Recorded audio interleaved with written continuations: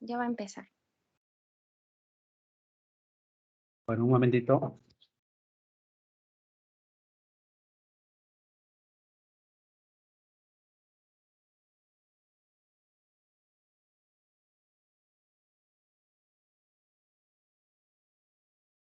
Bien, hoy vamos a desarrollar dos temas. El primero es terapéutica de la neumonía comunitaria y el siguiente es el de neumonía nosocomial, ¿no? Como ya lo tenemos agendado. En este primer tema de neumonía comunitaria, que es al que ustedes se van a enfrentar con mayor frecuencia,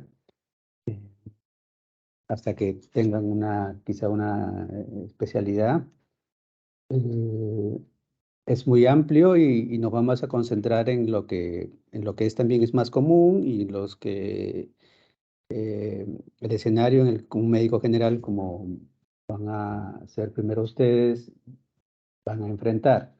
Estamos hablando del escenario del paciente inmunocompetente, ¿no?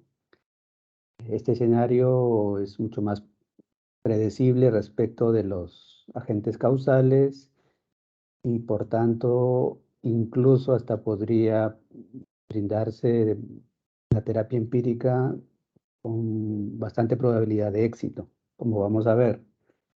Dentro del escenario del paciente inmunocompetente, pueden haber dos estratos, uno con o sin factores de riesgo, pero siempre inmunocompetente. ¿De qué factores de riesgo hablamos? Pacientes que consuman alcohol en exceso o tabaco, personas que tengan enfermedades crónicas cardíacas, pulmonares, hepáticas o neurológicas, ¿no? Ellos tienen una mayor probabilidad de infecciones respiratorias, bronquiales o alveolares, comparado con aquellos que no tienen estos problemas. Personas con diabetes, ¿no? Y también con implantes cocleares o fuga de líquido cefalorraquídeo.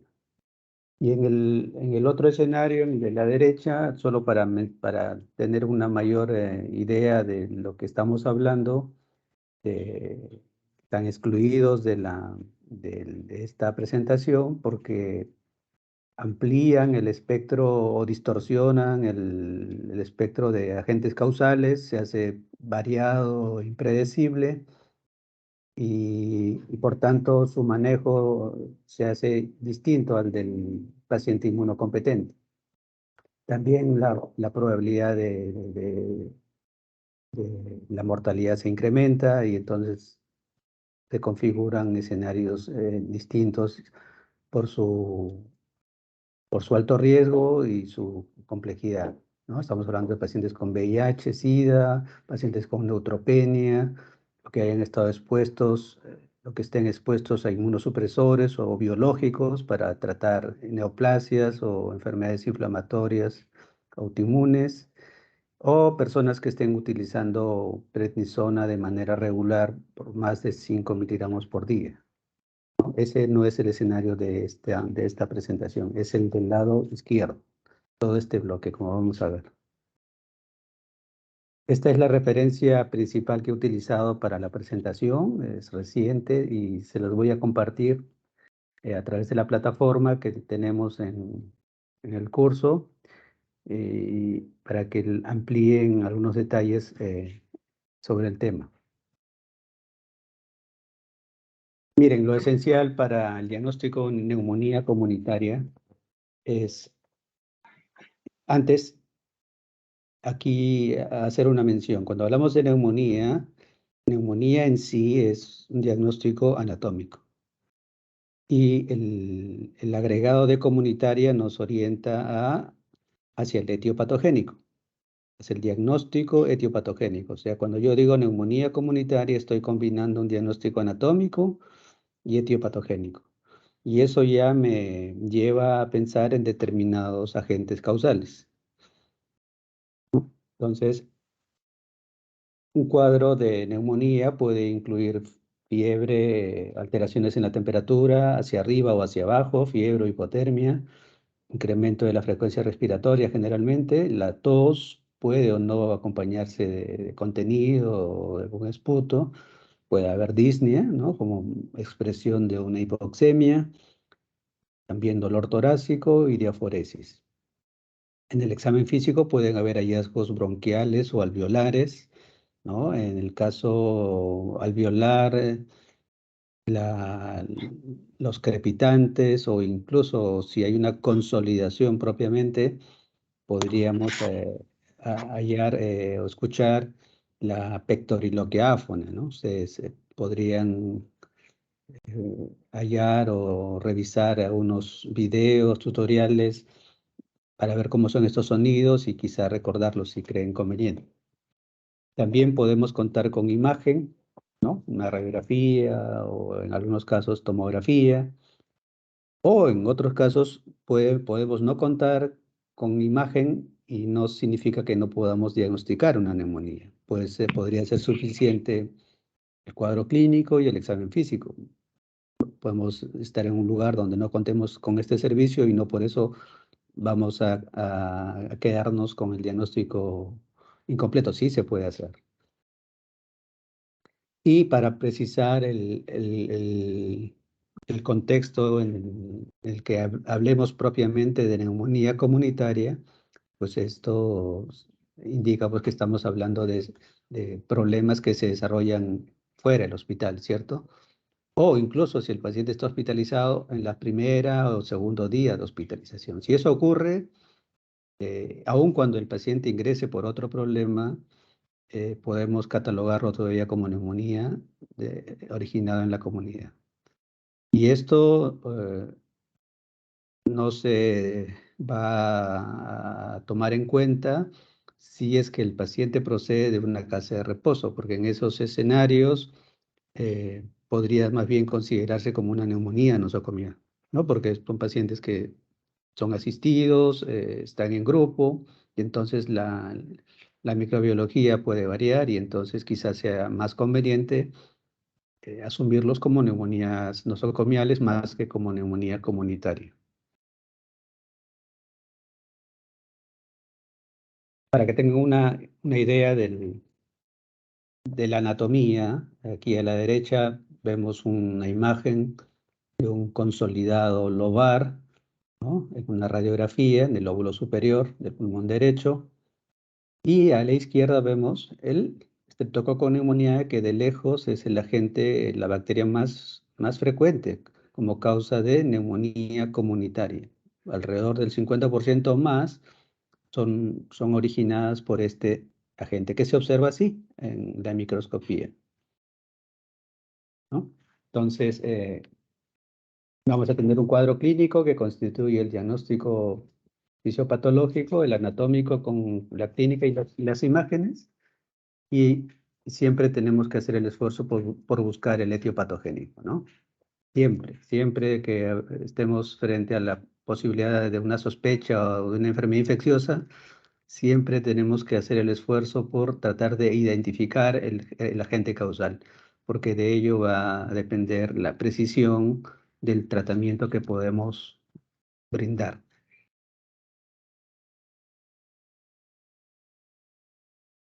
¿Cuáles son los principios de la terapia de la neumonía? Prontitud y una cobertura antibacteriana adecuada, ¿no? Y por prontitud, eso se relaciona con mejores resultados o mejores desenlaces, menos riesgo de muerte, menos complicaciones. Y eso no debe ser afectado por el esfuerzo que digo que tenemos que hacer para identificar el germen, ¿no?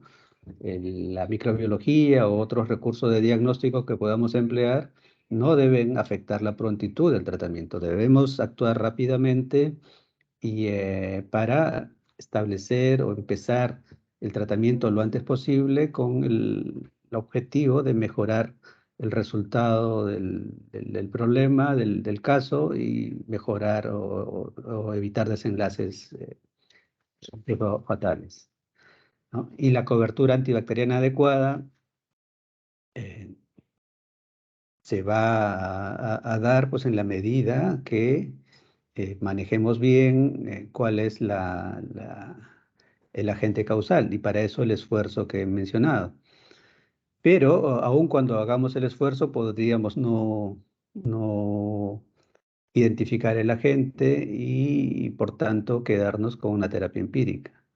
Pero esa terapia empírica también puede ser modificada con base en la presentación del cuadro clínico, los factores de riesgo que tenga el paciente o la misma condición clínica de este y sobre todo los patrones de resistencia locales.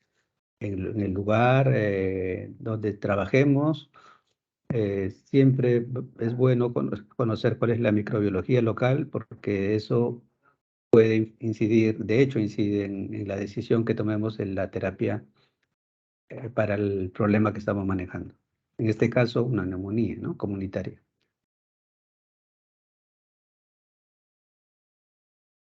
El espectro, aun cuando estemos frente a una situación de neumonía comunitaria, el espectro puede variar de acuerdo a los escenarios donde esté el paciente o donde lo vamos a manejar. El paciente con neumonía comunitaria puede ser manejado en casa o fuera del hospital.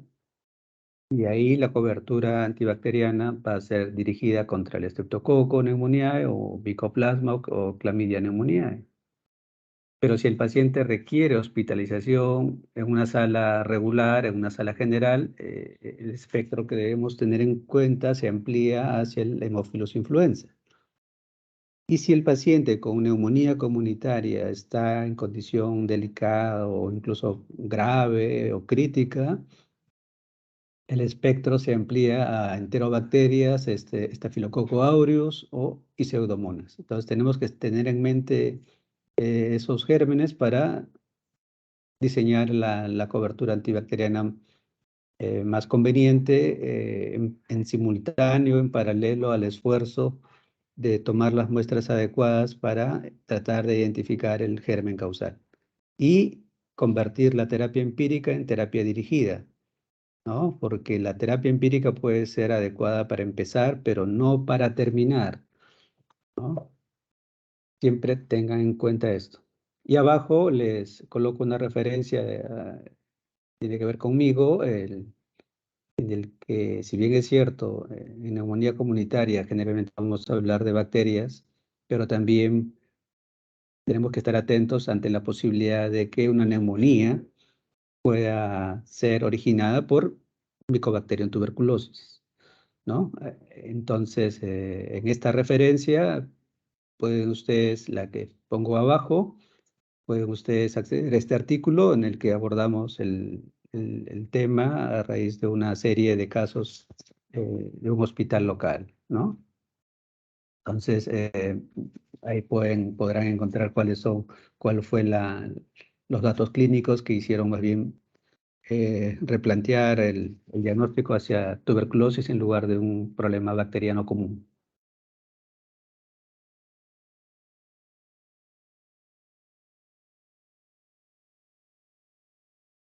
Entonces, vayamos propiamente al tratamiento del paciente, en este caso el paciente ambulatorio, sin factores de riesgo, ¿no? En el lado izquierdo y con factores de riesgo en el lado derecho.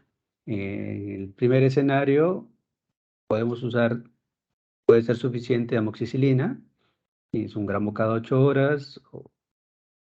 También hay la presentación local de 850 miligramos, también podría ser una alternativa. Pueden aquí manejar un poco la dosis, la frecuencia de acuerdo al peso del paciente. Una opción también puede ser doxiciclina, ¿no? 100 cada 12 horas. A veces la presentación no se tolera con facilidad, pero es una buena alternativa, una buena opción y pueden combinarla con las comidas. Ya que estamos en un curso de terapéuticas, siempre va a ser bueno que ustedes revisen la ficha técnica del producto, tanto por el lado de la eficacia o la efectividad, como por el lado de la seguridad y las recomendaciones que se le debe brindar al paciente para que las tengan presente y las pueda reportar durante el transcurso del tratamiento, ¿no? Lo mismo cómo indicar el producto, con comida, sin comida, si afecta o no. Entonces, todos esos detalles deberían ser revisados aprovechando este curso como este, de todos los medicamentos que van a utilizar para los problemas más comunes que van a enfrentar como médicos generales, ¿sí? Este es el momento. Entonces, aprovechen el tiempo que tengan libre para ir revisando y armando un arsenal de los medicamentos más comunes que van a poder ya a comenzar a prescribir o utilizar para situaciones frecuentes. También tienen la opción de claritromicina o acitromicina, ¿no? Ustedes habrán escuchado hablar más de quizá de acitromicina, se ha hecho muy popular porque, bueno, es una vez al día, por 3 días, pero en realidad yo me inclino más por el uso de doxiciclina o si no, claritromicina, porque actúa más rápidamente y más bien la acitromicina actúa en más tiempo y si tienen la mala fortuna de reaccionar al producto, hacer una reacción de hipersensibilidad, van a estar expuestos pues por más de una semana al producto y eso puede ser un problema. La citromicina más bien podría ser útil para situaciones de pélvicos o de enfermedad de transmisión sexual. No digo que no se puede utilizar, de hecho sí, pero tienen alternativas aquí en la lista que puedan ser igual o más efectivas que esta. En el escenario y siempre las dosis los esquemas de manejo pueden tener más de una forma de uso, pero siempre como referencia principal pueden utilizar la referencia de la ficha técnica, ¿no? Que viene en el inserto de los productos, ¿sí? Y en el escenario en el que existan factores de riesgo, siempre en pacientes inmunocompetentes, aquí el escenario varía por el hecho de combinar en este caso un macróleo o doxiciclina, ¿no? Con un beta-lactámico, ¿no? Entonces,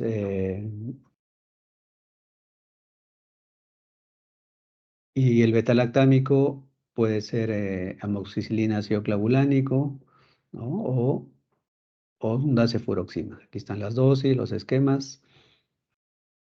También se podría emplear una monoterapia con quinolonas, ¿no? Aquí se menciona moxifloxacino, levofloxacino, también el segundo es pues, de hecho popular, ¿no? Porque es una vez al día, etcétera.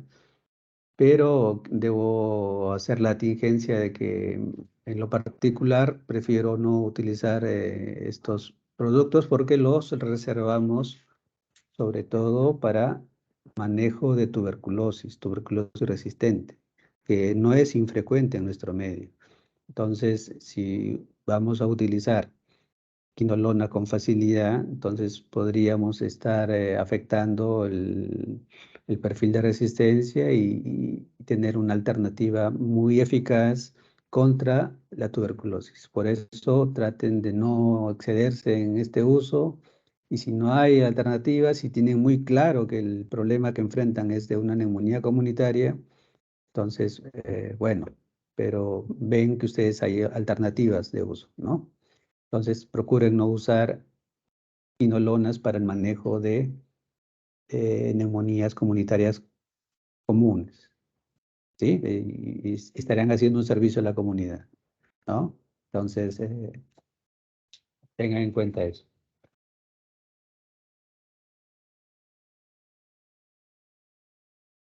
El caso del paciente hospitalizado, los autores describen acá el uso de una fluoroquinolona respiratoria parenteral, lo que les decía, el levofloxacino, moxifloxacino, que también tiene sus versiones parenterales. Pero la misma tingencia, ¿no? Nosotros más aún en el hospital, que tenemos muchos casos de tuberculosis y resistentes, entonces nosotros no usamos quinolonas para el manejo de neumonías comunitarias y tampoco, como vamos a ver en la siguiente presentación, de neumonías nosocomiales. No las usamos. ¿Por qué? En el primer caso, por lo que les dije, para cuidar el arsenal de tratamientos contra la tuberculosis. Y en el segundo caso, porque aún cuando la podemos usar, ya existe una alta resistencia y entonces las quinolonas no son una opción habitual para el manejo de neumonía nosocomial, como vamos a ver. Entonces, aquí la tingencia contra la quinolona, que podría ser fácil, que podría ser efectiva, que podría ser hasta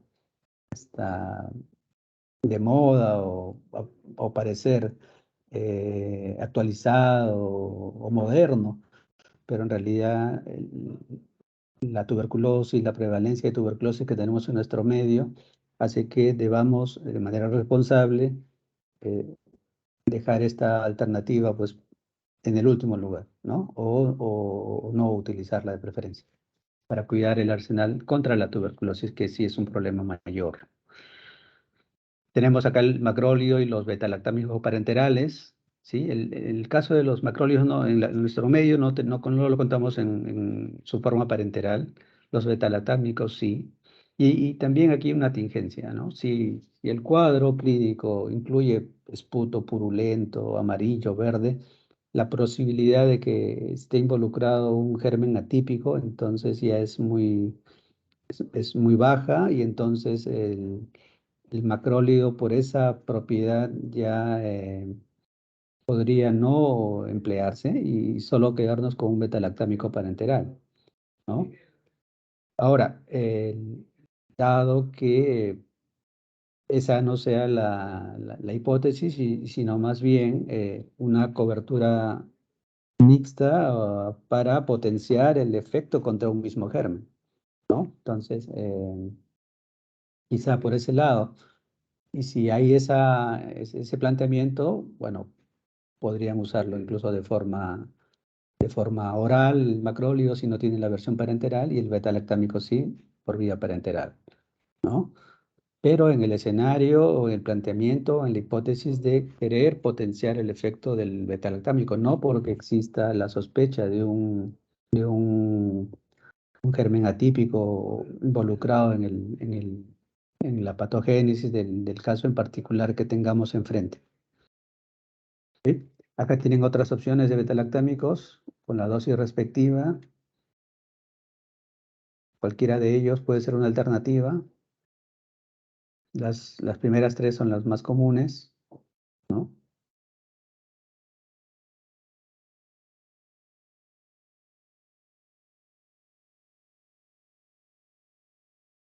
En el caso de que el paciente que requiere hospitalización tenga un aislamiento previo, un episodio de infección respiratoria previa con estafilococo aureus meticilino resistente, entonces a la cobertura inicial se puede agregar vancomicina o linezolid mientras se hace el esfuerzo por tratar de identificar el germen, ¿no? Eh, Linezolid en lugar de vancomicina si es que hay un problema renal de por medio para no incrementar el riesgo o el daño a los riñones, ¿no? Y si el paciente también tiene un aislamiento previo de Pseudomonas aeruginosa, entonces a la cobertura inicial se le puede considerar la piperacilinato tazobactam a esas dosis o algunas de las otras alternativas que tenemos ahí en lista.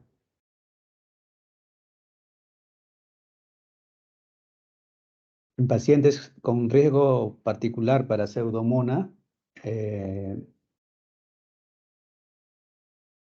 como se menciona en el caso anterior, se considerarían ese esquema, el esquema que he mencionado, que es el mismo aquí, ¿no? Y si el paciente está en condición crítica, ¿no?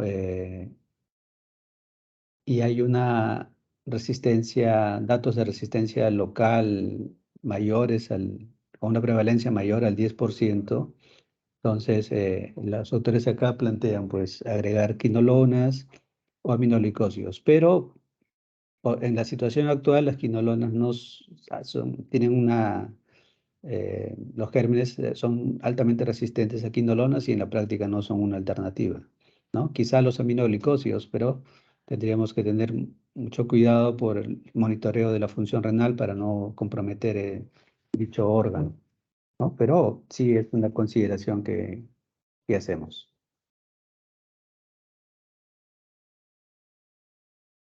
Ahora, si estamos en urgencia, estamos en consultorio, estamos en urgencias y tenemos que decidir si el paciente se va a manejar ambulatoriamente o se va a manejar en el hospital.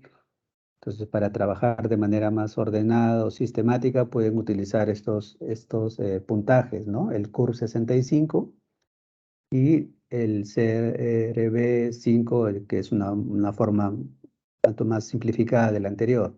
Abajo la referencia. Y el CUR 65 involucra pues variables, una variable clínica, ¿no? Si hay confusión o no, afectación del nivel del sensorio o el contenido de la conciencia.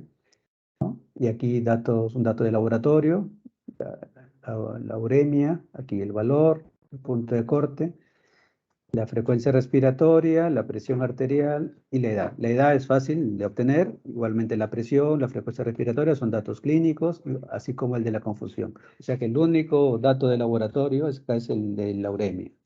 Y por eso quizá el, el CRB5 sea el mucho más práctico, ¿no? Porque no tenemos que esperar el resultado de la uremia para tomar una decisión, mucho más sólida, mucho más fundamentada.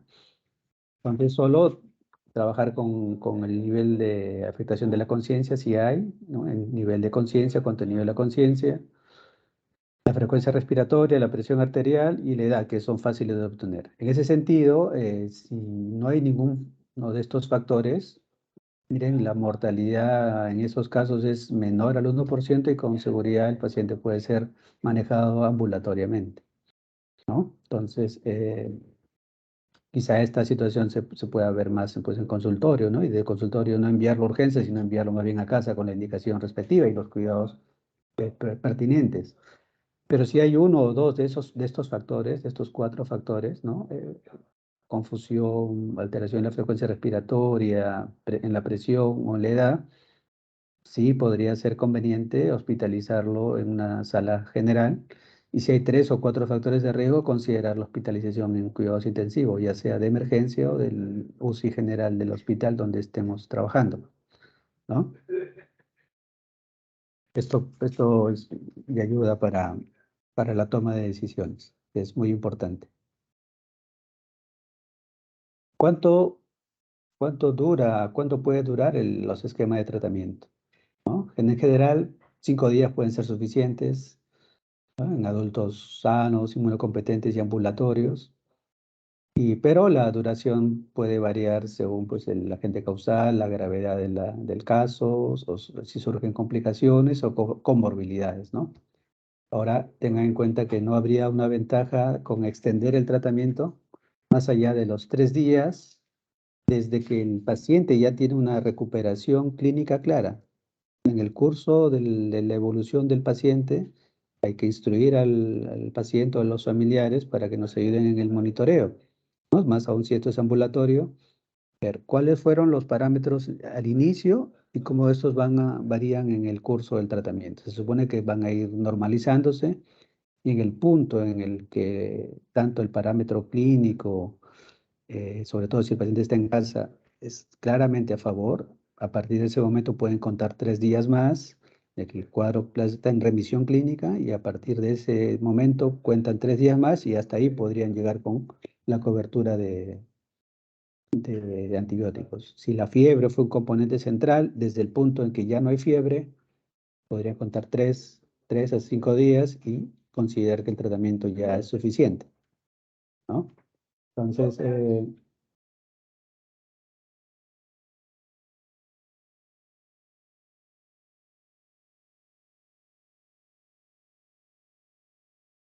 ahora, si bien es cierto, es muy importante estamos viendo cómo es el tratamiento de un paciente con neumonía.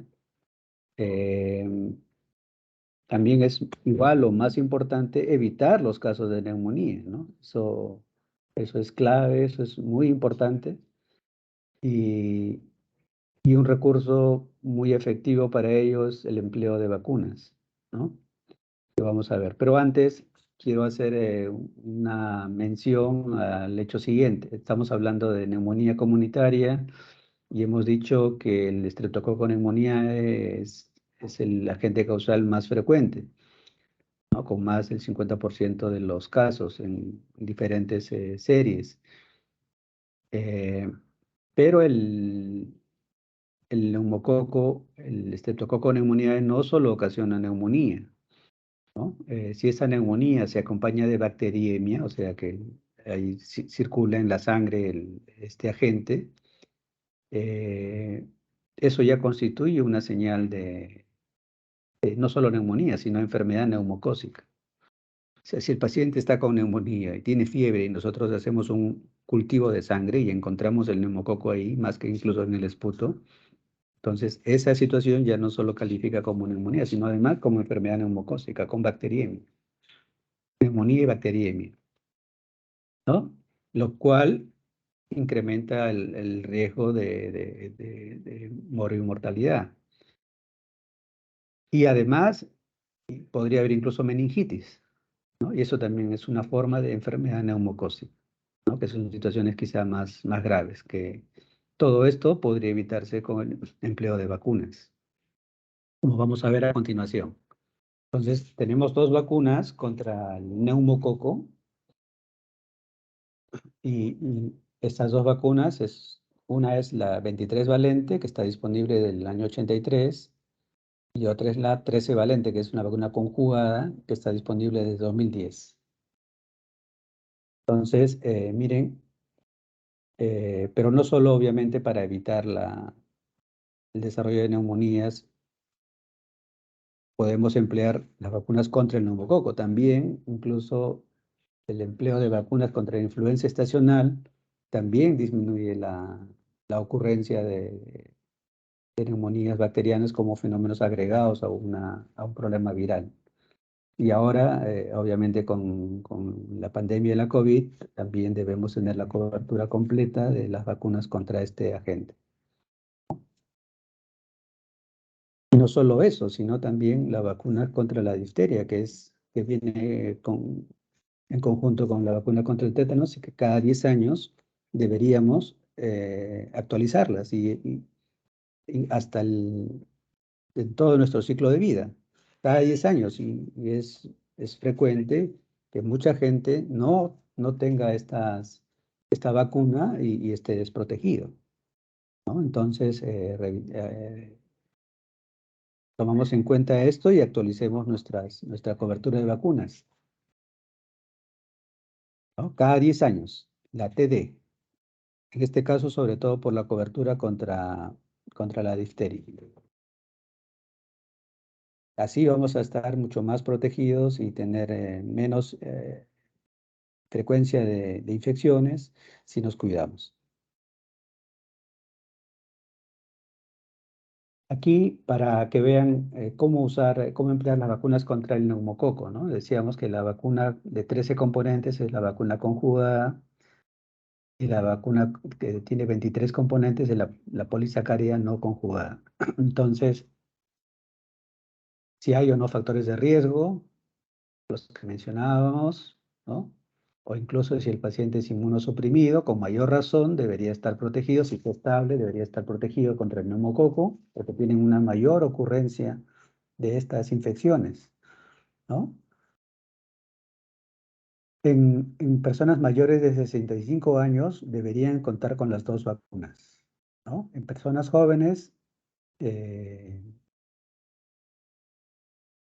quizá podría solo emplearse la vacuna contra la 23 valente, eh, pero si el paciente tiene factores de riesgo, probablemente sí sea conveniente que cuenten con las dos vacunas, ¿no? Entonces,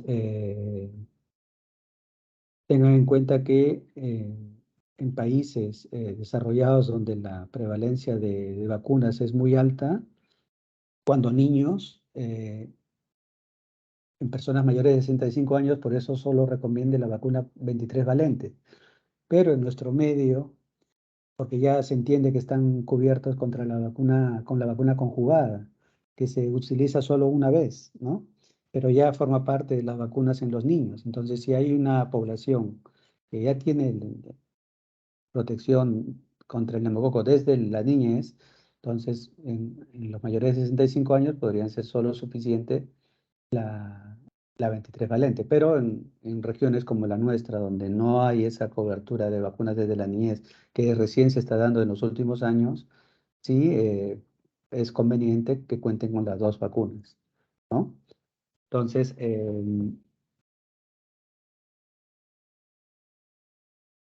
si el paciente es inmunocompetente, pero tiene factores de riesgo o es inmunosuprimido, sí, debe contar con las dos vacunas, ¿no? ¿Y cómo se emplean? El esquema más común es el siguiente, ¿no? Primero se emplea la vacuna de 13 valente, la conjugada, que es una sola vez en la vida, y después, a partir de las 8 semanas o 2 meses desde que se recibió la primera vacuna, el tipo de vacuna ya se puede colocar la 23 valente, y esta puede repetirse cada 5 años, ¿no? Ese sería el esquema más frecuente, más adecuado, ¿no? Pero si por A o B no contamos con la vacuna 13 valente, tenemos que emplear la 23 valente, en este caso ya nos esperarían 2 meses, 8 semanas, sino un año para colocar la vacuna 13 valente, si es que se empezó con la 23, ¿no? O sea, siempre se pueden utilizar las dos, pero con esa diferencia de tiempo. Entonces, nuevamente, si empleamos, como debería, es la recomendación inicial o principal, si empleamos la vacuna 13 valente, que es una sola vez en la vida, a partir del segundo mes ya podemos utilizar la vacuna 23 valente cada 5 años. Y si empezamos con la vacuna 23 valente, porque no tenemos a la mano la 13 valente, entonces empezamos con la 23 y después de un año sí colocamos la 13 valente. ¿Sí?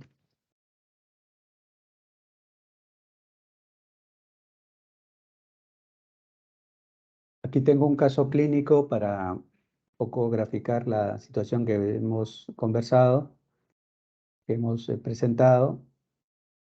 Miren, este paciente es varón de 69 años que estuvo hospitalizado hasta las fechas del 7 al 13 de noviembre del 2020 por una neumonía lobar, ¿no? Estas son imágenes de tomografía mucho más precisas, incluso se ve el broncograma aéreo, ¿no? Consolidado lobar, una neumonía lobar comunitaria, no grave. El paciente fue tratado con hiperacinidas de azobactam, tuvo una buena respuesta clínica.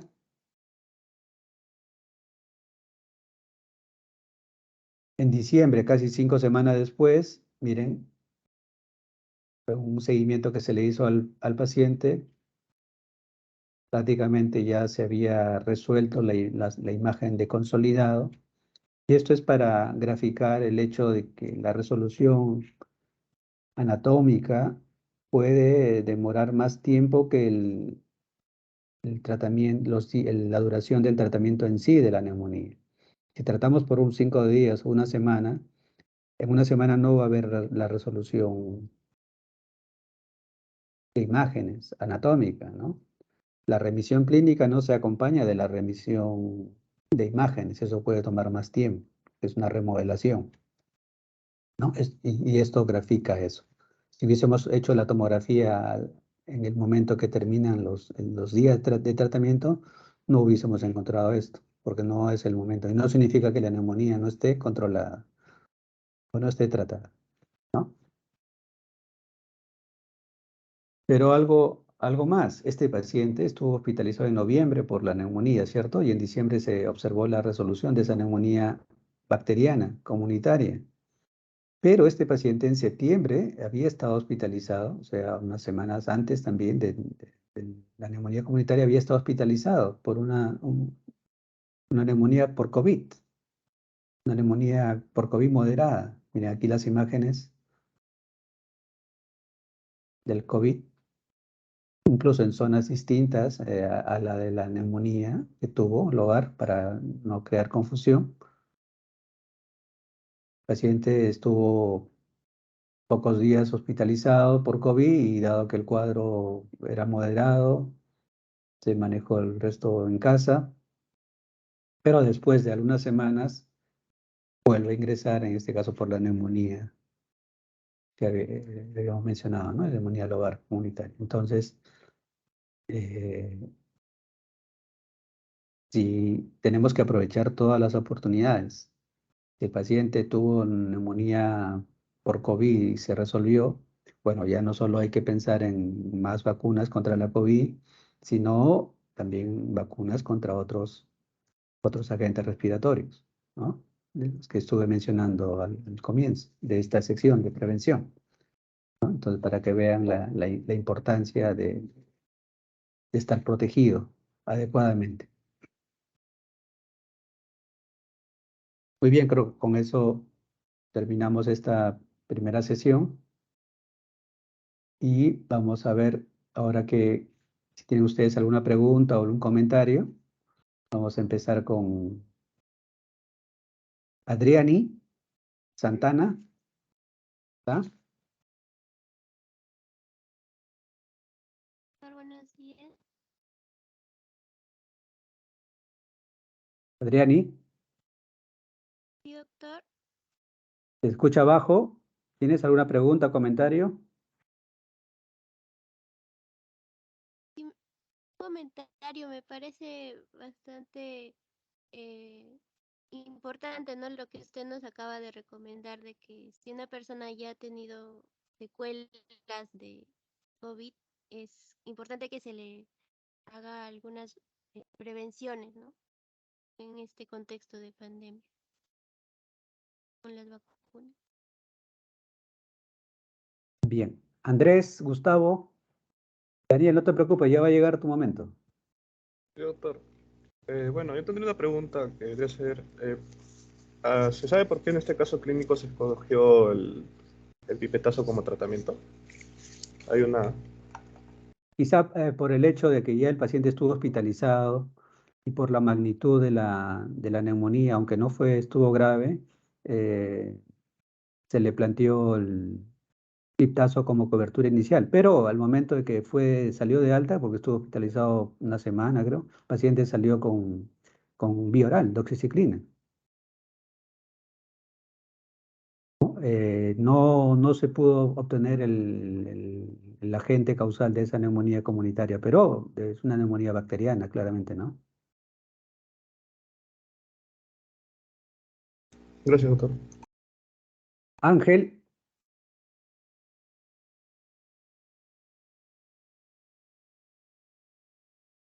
Ángel Salvador,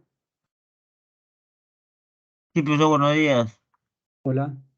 ¿Alguna pregunta, comentario? No, un comentario más que nada, ¿no? Que lo explicó bien la diferenciación, ¿no? Entre cómo tratar una neumonía aquí en la comunidad y una neumonía hospitalaria, ¿no? Eso fue lo resaltante en su exposición. Bien. Brian, Aldo, Sí, doctor. Buen día. hola. ¿Alguna pregunta, comentario? Mm, bueno, ahí, doctor, en el caso del paciente, en el caso clínico, em, ¿no se le llegaron a tomar otros tipos de exámenes auxiliares? De hecho, sí, pero no los he presentado porque no fueron relevantes. Bueno, solo esa era mi duda, doctor. Ujú. Después me parece claro el caso clínico. Bien. Celia Romero, Sí, doctor, buenos días.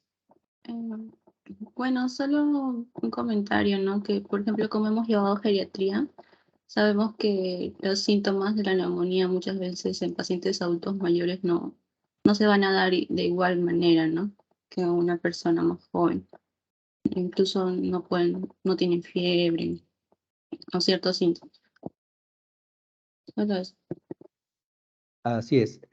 Sí, bien, y entonces, cuanto menos información clínica haya, pero sí es claro que el paciente no está como en su estado habitual, entonces sí podría ser una justificación para para recurrir a estudios complementarios de laboratorio, ¿no? Para graficar si hay alguna alteración para tomar en cuenta, porque no solo pueden desarrollar un problema respiratorio, sino urinario o de otro tipo. Entonces, si no hay claridad con el cuadro clínico, pero sí de qué se trata, pero sí de que es distinto a su condición regular, clínica regular, podrían recurrir al laboratorio para tratar de precisar qué está ocurriendo con el paciente, ¿no? Que en este caso, adulto mayor. Está bien. Consuelo,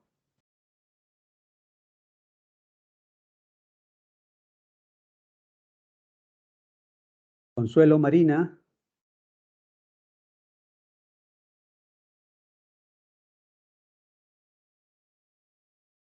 Consuelo,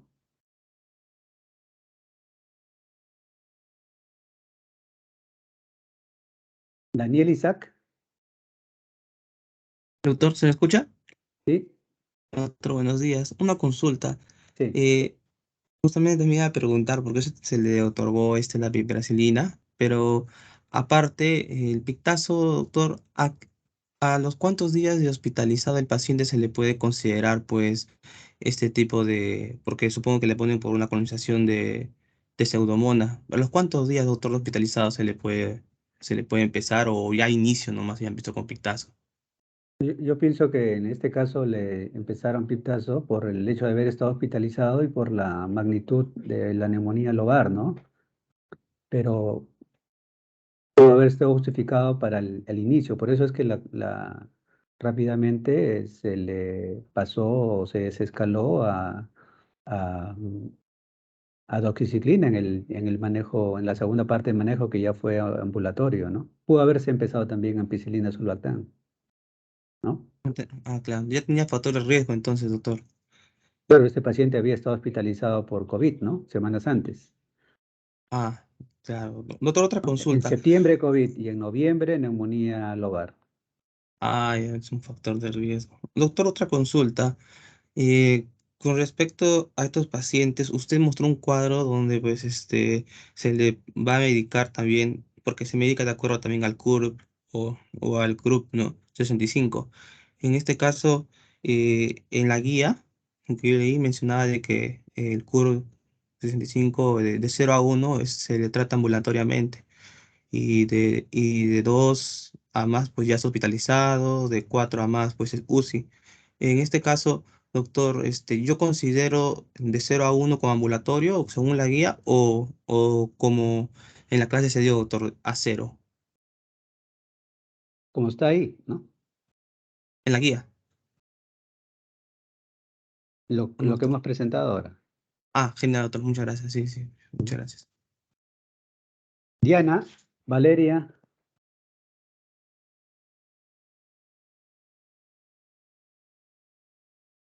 Diana,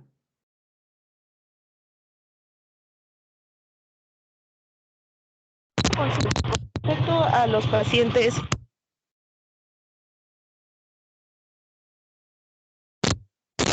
para poder ¿no se escucha?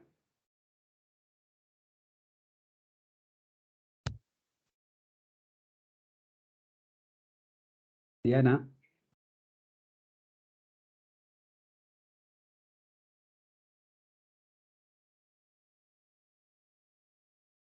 Diego,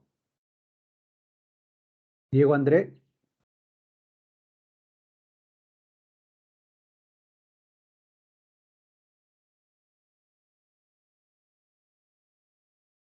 Diego, volvemos contigo, Diana, un momento, a ver si mejora la comunicación. Diego,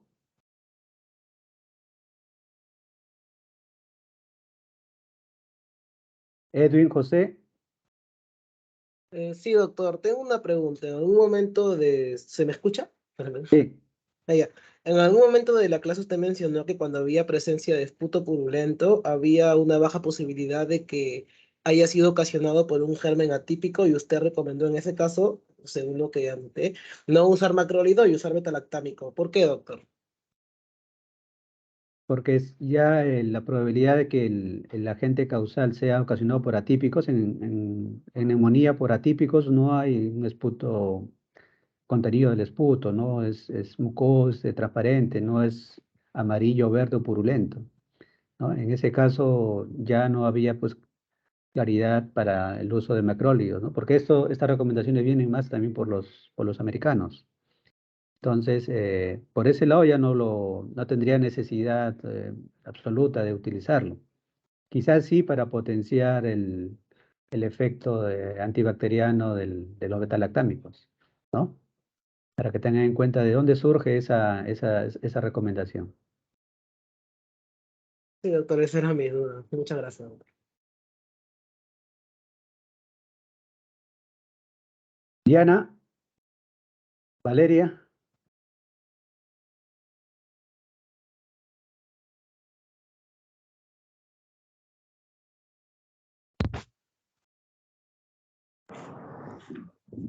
¿Aló? Sí, Ah, ya, ya. Sí, doctor, disculpe. Yo quería preguntar si es que hay alguna sintomatología relevante en los pacientes pediátricos que podamos considerar para poder diagnosticar oportunamente, ¿no?, esta neumonía. eso lo van a ver en pediatría, Diana. El tema ha sido referido a adultos inmunocompetentes. Sí, está bien, doctor, gracias. Fanny, Raquel,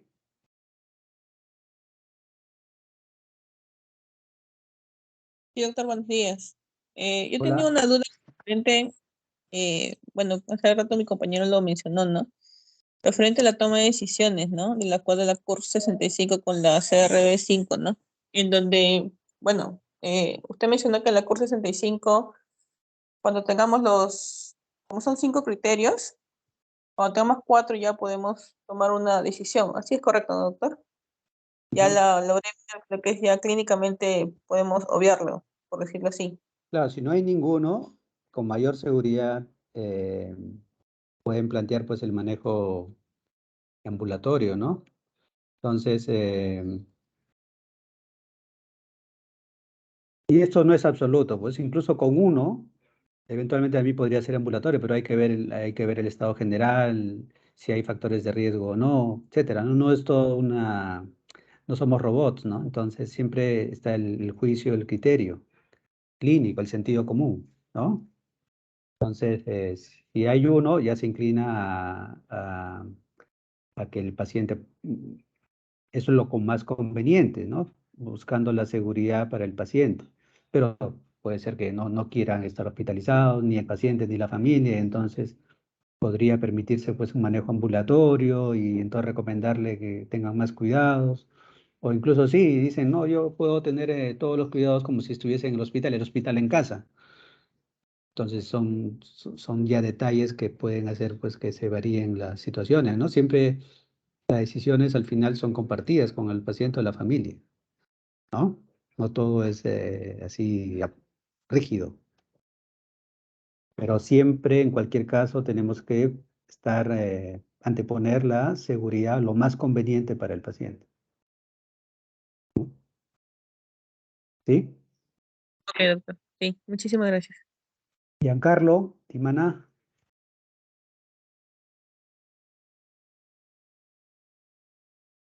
Doctor, buenos días. sí. ¿Alguna pregunta, comentario? Para verificar la resolución completa, ¿no?, de la neumonía en la clínica, o también podemos ayudarnos, no sé, de radiografía de tórax. Miren, en un caso que se pueda manejar ambulatoriamente, podrían no utilizar radiografía, solo el cuadro clínico, ¿no? Quizás sí la radiografía sea lo mínimo que podamos tener en un caso hospitalizado, ¿no? Pero si está hospitalizado, incluso ya podríamos ver si hay la facilidad de tomar una tomografía para tener una mayor precisión de la extensión de la neumonía, ¿no? Pero en un paciente ambulatorio, lo mínimo que podríamos tener es una radiografía o incluso sin la radiografía. No quiere decir que no podamos manejar el caso si no tenemos siquiera este recurso diagnóstico. de apoyo. ¿Sí? Ok, gracias, doctor. Jan Jurik. Doctor, ¿qué tal? No, por el momento ninguna pregunta. Bien. Luz Mariel. Doctor, no, por el momento no, pero todo me queda muy claro. María Verónica. Sí, doctor, buenos días. Hola. Una pregunta. Sí. Bueno, en estos casos de que el tratamiento no es tan largo, ¿se justificaría el uso de los reponedores de flora intestinal? Ya que, bueno, son 5 días, 3 días de uso de antibiótico. ¿Se justificaría o no? Porque he escuchado que cuando ya el tratamiento es prolongado, sí se justifica el uso de la reposición de flora intestinal con lo que viene a ser enterogermina, lactocerial, todo eso. ¿En estos casos se justificaría o no? Justamente la tendencia a utilizar el mínimo tiempo suficiente para evitar efectos colaterales, ¿no? Entonces, mientras todo tiene riesgo-beneficio, ¿no?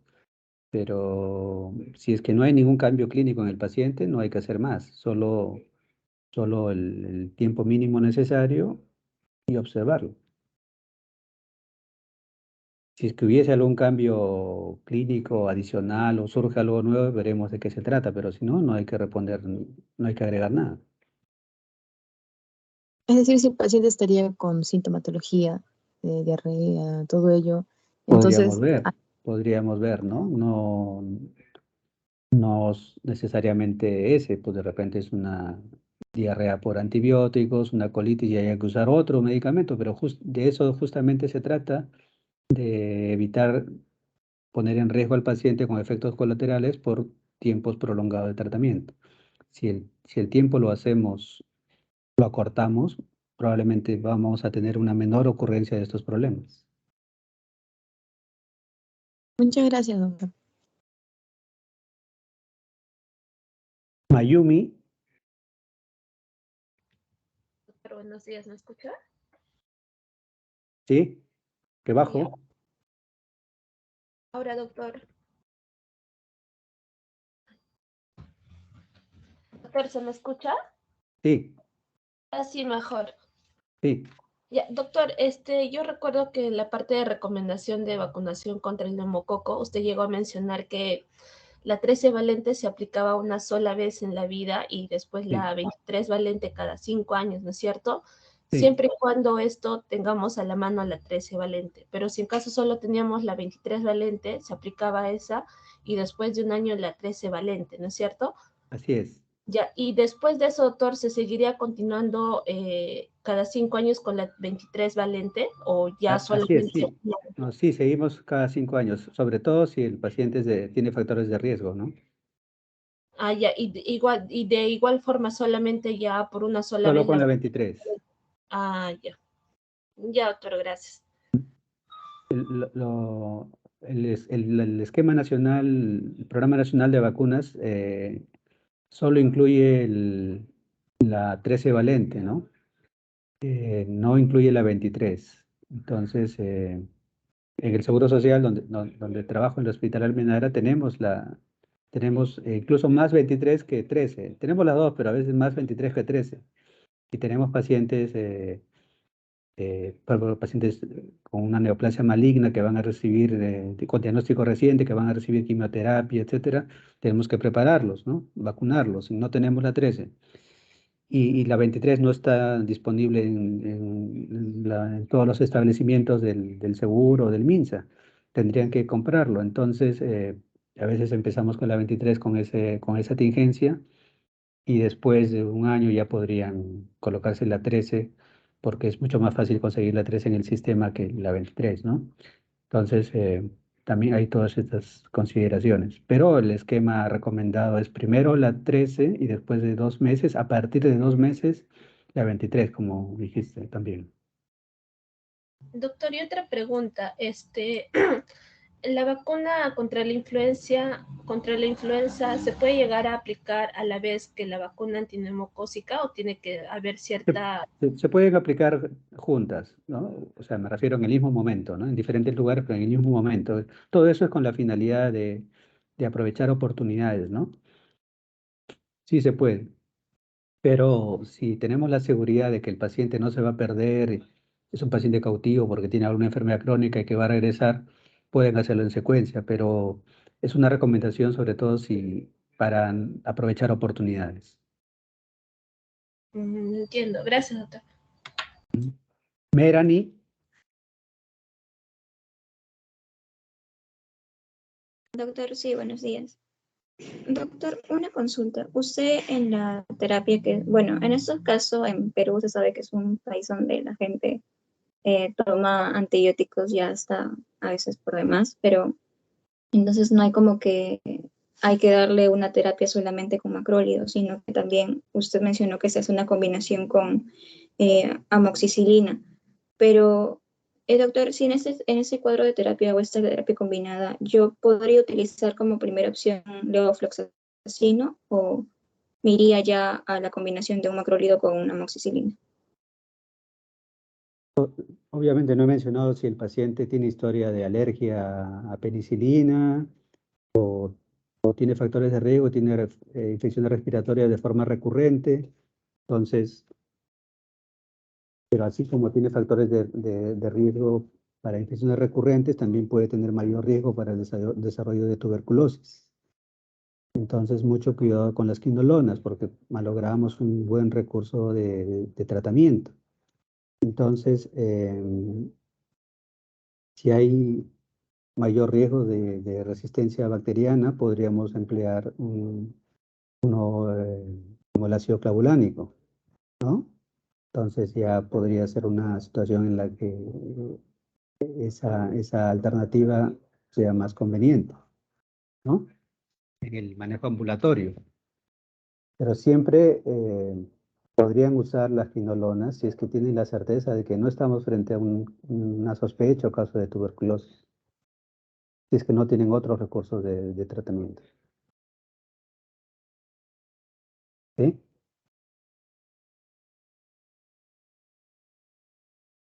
Sí, doctor, gracias. O sea, no vayan al facilismo o no vayan por lo que parece ser más cool, como dicen ahora ustedes, ¿no? Tenemos que no solo proteger al paciente, sino proteger el sistema. Milagros del Pilar. Sí, doctor, buenos días. Doctor, yo tengo una consulta. Escucha abajo. Doctor, ¿se me escucha? Ahora mejor. Ya, doctor, yo tengo una pregunta. Usted mencionó, ¿no?, que a las personas con factores de riesgo, como alternativa en terapia oral, se le da un macrólido o doxiciclina y un beta-lactámico. Mencionó la amoxicilina con el ácido clavulánico. Con factores de riesgo, ¿no? Entonces, mi pregunta era si se podría considerar factores de riesgo, como un factor de riesgo a una persona que ha tenido asma de niño y ahora usa inhaladores cuando a veces siente algún síntoma, ¿no? Entonces, ¿se podría considerar ese un factor de riesgo o igual se tendría primero que comenzar con amoxicilina, doxiciclina o claritromicina o acitromicina que mencionó? Mira, si el cuadro de asma ha sido sobre todo en la niñez y en la etapa adulta ya no ha tenido episodios, pues no considerarlo. Pero ante la duda razonable, ¿no? No cualquier duda de inseguridad, puedes darle el beneficio al paciente y considerarlo, pero si no, ¿no?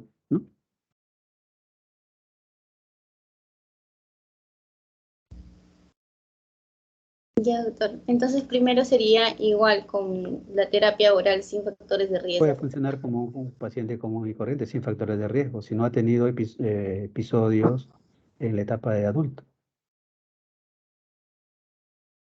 Eso es para un caso claro de un paciente con asma persistente o asma pues, intermitente, ¿no? De forma clara. Si eso fue en el pasado, es el pasado. No, doctor, ¿y si tiene actualmente episodios? Si tiene, pues milagros. ¿Qué problema tienes? Mm, ¿Tiene o no tiene? No, si tiene, ahora mi consulta era si se le daba amoxicilina con ácido clorhídrico o igual como que si no tuviera factores de riesgo. ¿Tiene o no tiene milagros? Sí, Entonces tiene, manéjalo como tal. ya, doctor. Quizá el hecho de que no tenga muchos episodios puede hacer que la terapia sea más acortada si usas terapia combinada, ¿no? O sea, tratamos de ver el lado bueno de cada situación. Es diferente un paciente que tenga un asma intermitente, aislado, que otro que tiene un asma persistente, ¿no? Es diferente, ¿no? Ya, doctor, gracias. Ortega, Chávez. Sí, doctor, buenos días, ¿me logra escuchar? ¿Alguna pregunta, comentario? Sí, bueno, ya tenía una pregunta, ya lo resolvió con mi compañera Mayumi sobre respecto a la vacuna conjugada 13 valente, si había una proscripción para iniciar con la 23, pero creo que, doctor, sí se puede iniciar con la 23 en caso nosotros tengamos, según la guía, ¿no? Según la guía sí se puede iniciar con la 23. O sea, no está como que proscrito para nosotros primero iniciar con la 13 y después seguido. Siempre hay que Sí, sí, adaptarnos a la situación. así es, doctor. Sí, esa era mi duda, simplemente, doctor. Bien. Pantoja.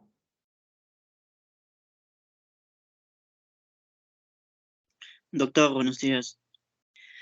No, Sí. por el momento no tengo ninguna pregunta. Bien.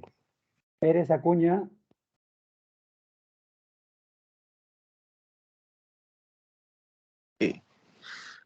Sí, doctor. Pérez Acuña, Buenos días. Leonardo, ¿no? Hay dos Pérez Acuña, creo. Sí, doctor, somos dos Pérez Acuña, Leonardo y Miguel. Yo soy Miguel. Sí. Y sí, doctor, mi duda también era más o menos con lo que comentó el compañero Elías, pero bueno, ya se ha podido resolver. Bien. ¿Y Leonardo está? Sí, doctor, creo que sí está. Leonardo.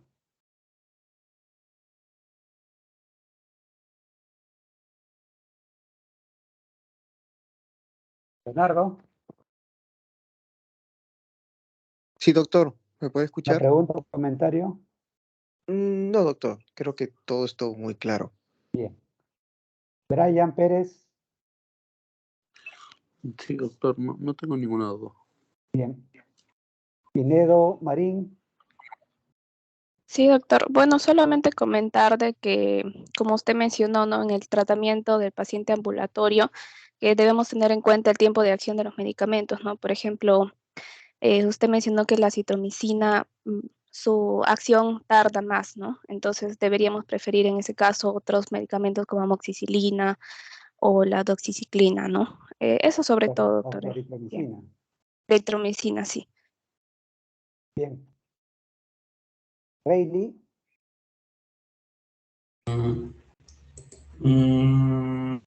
No, doctor, me pareció bastante interesante, pero me parece todavía un poco, no muy claro la parte cuando ocultamos una neumonía tuberculosa en un paciente, ¿no?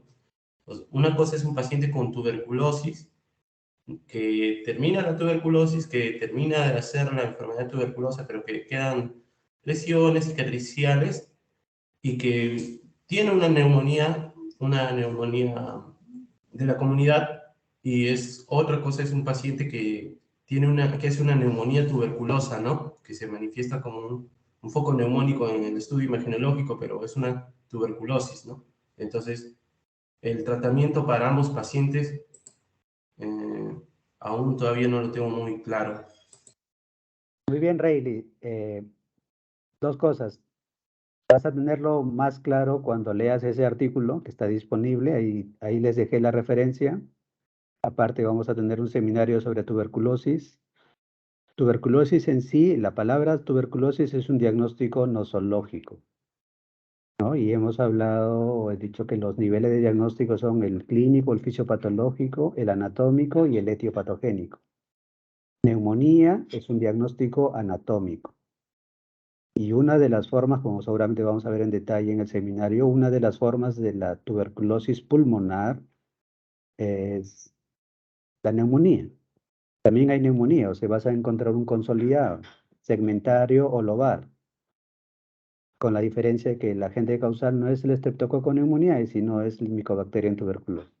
¿Cuándo sospechar de esa situación para no darle tratamiento empírico para bacterias comunes cuando le hace el artículo?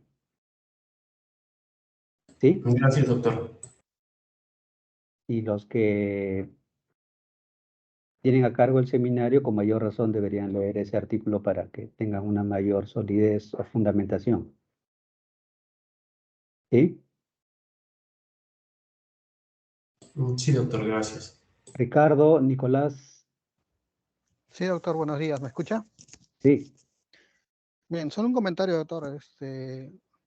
Estuvo buena la exposición.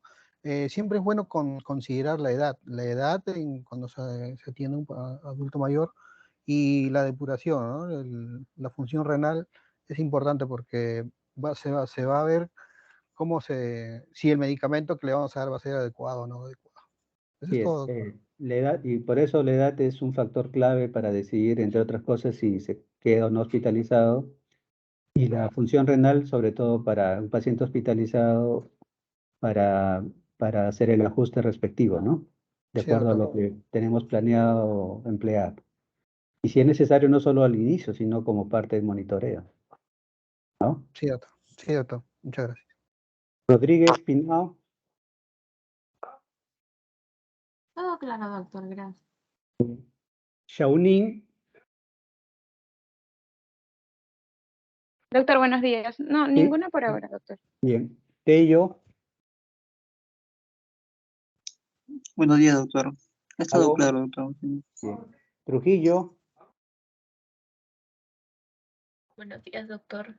No tengo ninguna pregunta por ahora. Bien. Vera Fernández. Bueno, doctor, no tengo ninguna pregunta, pero sí recalcar lo que usted mencionó de que es muy importante tratar que es muy importante, o sea, tratar la neumonía, que va a ser lo que es la prevención, ¿no? Sobre todo si nosotros, digamos, tenemos las herramientas, ¿no? Para poder hacerlo, ¿no? Y está a nuestra disposición. O sea, es muy importante la prevención, doctor. Mencionar, doctor, de que para evitar, o usted lo que nos mencionó, ¿no? Que es para evitar estas infecciones o estas neumonías bacterianas, no solo es suficiente estos dos tipos de vacuna, ¿no? Que es la 13 valente o la 23 valente, ¿no? También es muy conveniente estar protegido con las demás vacunas, ¿no? Contra la influenza, ¿no? Y ahora último, muy importante, contra el COVID. Y también Y con respecto a, claro, con respecto a lo que mencionó último, al esquema a las recomendaciones de vacunación, es muy importante esta dificultad, ¿no? O sea, tener en cuenta la dificultad que tenemos con el programa en sí nacional, ¿no? De que solo se considera la 13 y no la 23, ¿no? Pero, doctor, tengo entendido que también que en el Seguro Social, o sea, sí se consideran las dos vacunas. Sí, de hecho la usamos a diario. Sí, doctor. Eso Muy bien, mencionar Mariana. más que todo. Y Guido, Luis. No, doctor, no tengo ninguna consulta por el momento. Mariana, bueno, el seguro, pero no todo, incluso no todo el seguro, ¿no? En algunos hospitales, ¿no? En todo caso, En algunos. está disponible de forma particular si es que quieren completar una cobertura adecuada de vacunación, ¿no? Sí, doctor. Centeno. Doctor, buenos días. Ninguna pregunta, doctor, todo muy claro. Lo curioso, Dariana, es que a veces en un hospital como el Almenara, que es importante, grande, etcétera, a veces muchos médicos dicen, vacunación no es un tema como para este hospital, eso es para el puesto de salud, ¿no? Cuando justamente en un hospital se concentran pacientes con inmunosuprimidos o con factores de riesgo y tenemos que manejar todos los aspectos relacionados al paciente, no solo el problema por el que viene a consultar. Entonces, es ilógico pensar así. La vacunación está en todos los niveles y es muy importante la prevención, ¿no?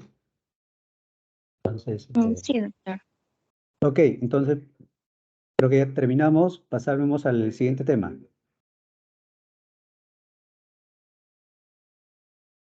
¿Y Dariana? Sí, doctor, está bien. A ver, un momento para subir la presentación.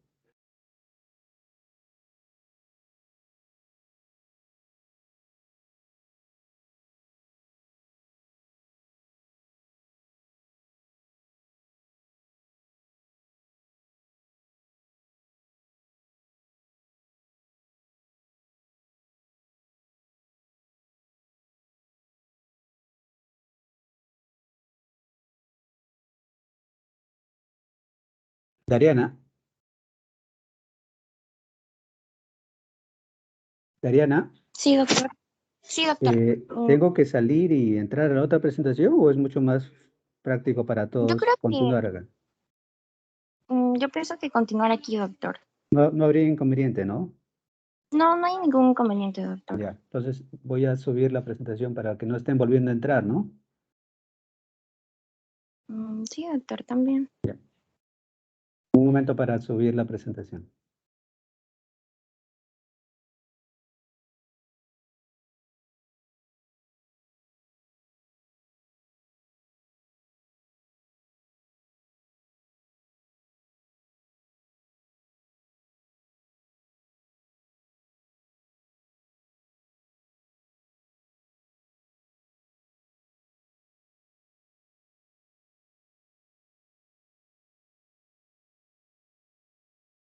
¿Se ve, Dariana?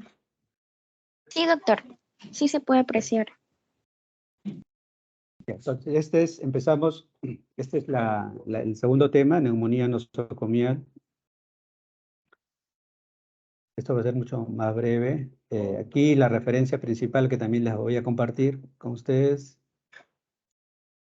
Lo esencial en el diagnóstico de neumonía nosocomial. Miren, aquí tenemos una situación de la neumonía adquirida en el hospital después de las 48 horas de la admisión del paciente por cualquier motivo, ¿no? La neumonía puede terminar resultando una complicación de la hospitalización, ¿no? No necesariamente el motivo de ingreso. Y también tenemos el escenario de la neumonía asociada al ventilador mecánico, ¿no? Que ocurre 48 horas, 2 días después de la intubación endotraqueal del paciente, ¿no? O el inicio de la ventilación mecánica. Si se inició la ventilación mecánica como soporte de un paciente delicado o crítico, la neumonía puede representar una complicación adicional al paciente, ¿sí? En cuanto a la clínica, puede haber pues, fiebre, esputo purulento o leucocitosis, y al menos 2 de estas variables pueden hacernos sospechar ya de un problema. En otras palabras, la neumonía nosocomial puede representar una complicación de la hospitalización del paciente, no el motivo de ingreso, ¿cierto? Y aquí sí quizás sea más conveniente en lo posible contar pues con una mejor imagen, tomografía de preferencia, pero quizás el paciente no se puede movilizar por el soporte ventilatorio, por lo menos rayos X, y para graficar que se está desarrollando una neumonía, eh, debemos tener, ¿no? Una progresión de la imagen o un control de imágenes para ver que hay algo nuevo, ¿no?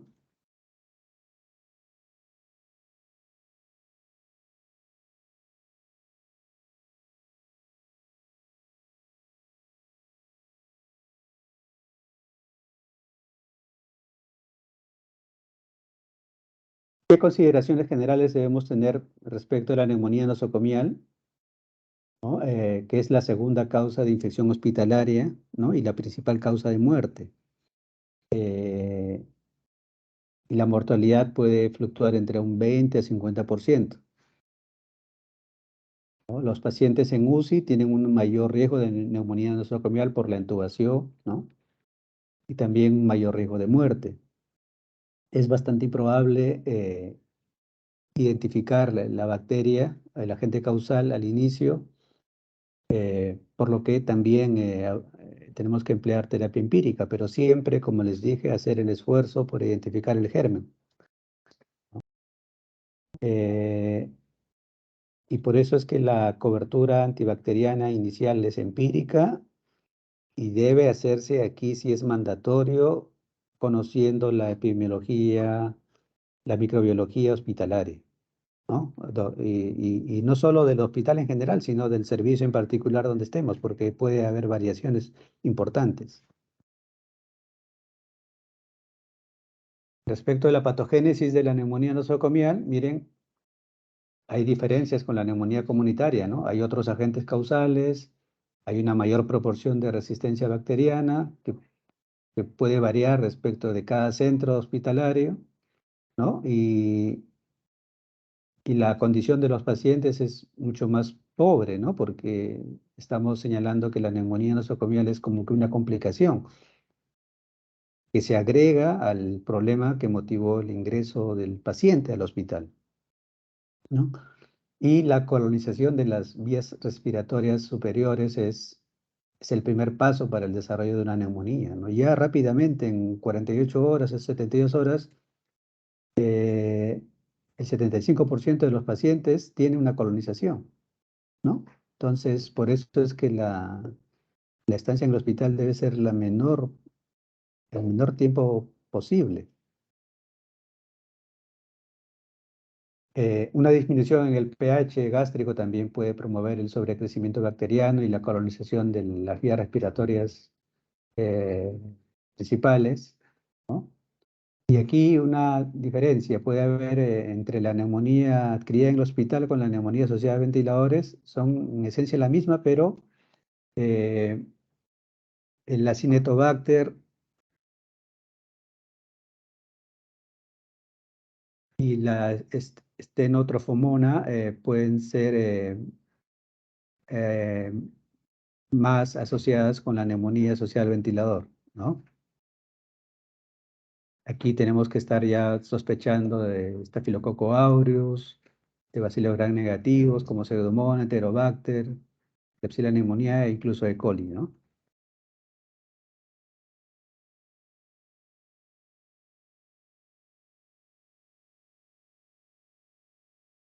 Otros puntos, las imágenes pueden ser inespecíficas y se debe tener en cuenta el diagnóstico diferencial. No necesariamente la complicación puede ser una neumonía, puede ser un edema pulmonar. Entonces tenemos que tener fineza para tratar de orientarnos hacia una u otra complicación, ¿no? Y si hay dudas, pues la tomografía podría, sin contraste, no necesitamos contraste para definir que hay una neumonía como un problema anatómico, ¿no? Que estamos frente a un caso de neumonía.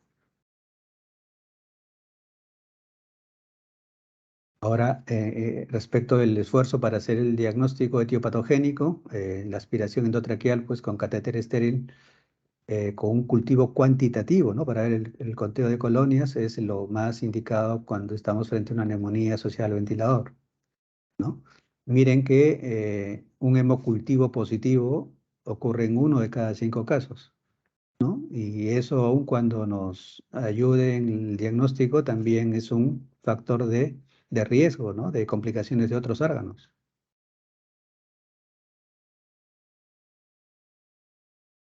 ¿Cuáles son los factores de riesgo para gérmenes resistentes? El haber empleado antibióticos en los últimos 90 días, ¿no? 3 meses, el paciente esté en un choque séptico, o sea, esté grave, que el síndrome de estrés respiratorio de adulto haya precedido el desarrollo de la neumonía, ¿no? Que haya 5 o más días de hospitalización y que estemos en un servicio donde más del 10% de los gram negativos pues son resistentes, ¿no? O si no conocemos el patrón de resistencia, podemos asumir pues que estamos frente a ese problema, ¿no? De resistencia. Por eso es importante siempre trabajar de la mano con microbiología para saber qué gérmenes rondan en el servicio donde estamos trabajando. Y factores de riesgo específicamente para Staphylococcus aureus meticilino resistente, en castellano y esto es en inglés. Igualmente, uso de antibióticos en los últimos 3 meses. Aquí terapia de reemplazo renal en el último mes, o sea, referimos a diálisis, ¿no? Hemodiálisis sobre todo. Uso de agentes supresores del ácido gástrico, cultivo positivo o colonización en los últimos 90 días de este germen y una hospitalización en un lugar donde haya más de 20% de prevalencia de este tipo de germen, ¿no? ¿Cuáles son los factores de riesgo específicos para Pseudomonas, ¿no? Siempre, miren, el uso de antibióticos en los últimos 3 meses, que el paciente tenga enfermedades pulmonares crónicas como el EPOC, con episodios recurrentes y sobre todo si hay bronquiectasias o fibrosis quística, ¿no? Que esto es infrecuente, pero si es que es el caso, siempre hay la presencia de Pseudomonas en esas situaciones. Una hospitalización reciente, especialmente con manipulación del tracto aéreo y digestivo, como intubación o sonda nasogástrica, lo pone en riesgo al paciente para colonización con estos gérmenes, ¿no? Y posterior, eventualmente, algún episodio de infección. Entonces, que es diferente colonización de infección, ¿no?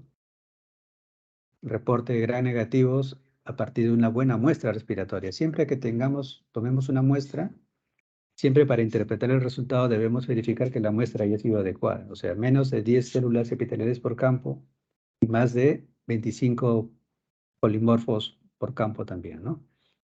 O un cultivo positivo para Pseudomonas originosa en el último año.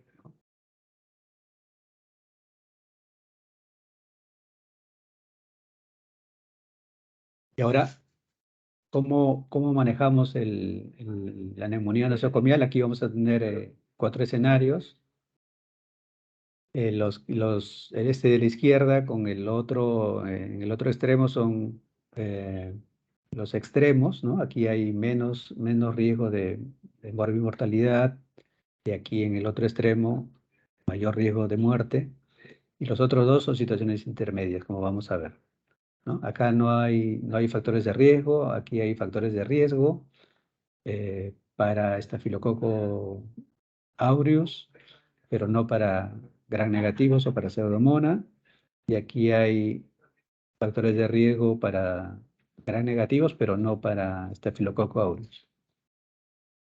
Que son las situaciones intermedias, ¿no? En el primer caso, aquí no hay ningún factor de riesgo para este tipo de gérmenes. Y el riesgo de muerte es bajo, y en este otro extremo de neumonía nosocomial sí hay factores de riesgo, incluso tanto para estafilococo como para bacilos gram negativos o Pseudomonas, y el riesgo de muerte es alto. Este escenario probablemente estemos pues un paciente crítico en UCI, ¿no? O si no está en UCI, está pues en el área de delicados de un servicio de medicina, ¿no? O un servicio hospitalario. En el primer escenario de neumonía nosocomial sin factores de riesgo para gérmenes resistentes y bajo riesgo de muerte, entonces los autores recomiendan estos esquemas, miren, piperacina tazobactam, cefepime, quinolonas, imipenem y carbapenem, imipenem o meropenem. Yo he puesto acá una línea, una tacha levofloxacino, por la consideración que les dije de la tuberculosis, que es frecuente, ¿no? Entonces nosotros no preferimos usar levofloxacino, aparte porque la alta resistencia de los gérmenes hospitalarios también son resistentes a quinolonas, o sea, en la práctica tampoco nos servirían, ¿no?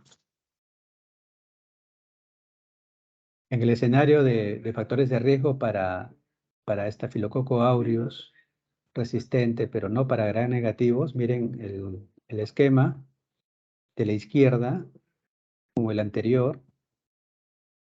Ya aquí he tachado ceftazidima cipro porque es una combinación que se solía usar para cubrir Pseudomonas, pero ya con la alta resistencia esto no es una alternativa, ¿no? Y también por el hecho de no usar quinolonas para no comprometer la cobertura contra la tuberculosis que es frecuente en el hospital, el manejo.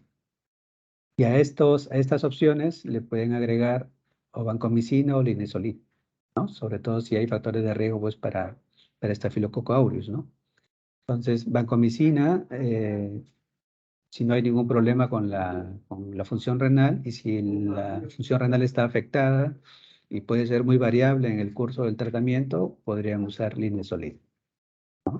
Donde que no hay que hacer ningún ajuste según la función renal. Si la neumonía nosocomial se acompaña de factores de riesgo para gram negativos o pseudomonas, pero no para Staphylococcus aureus, al esquema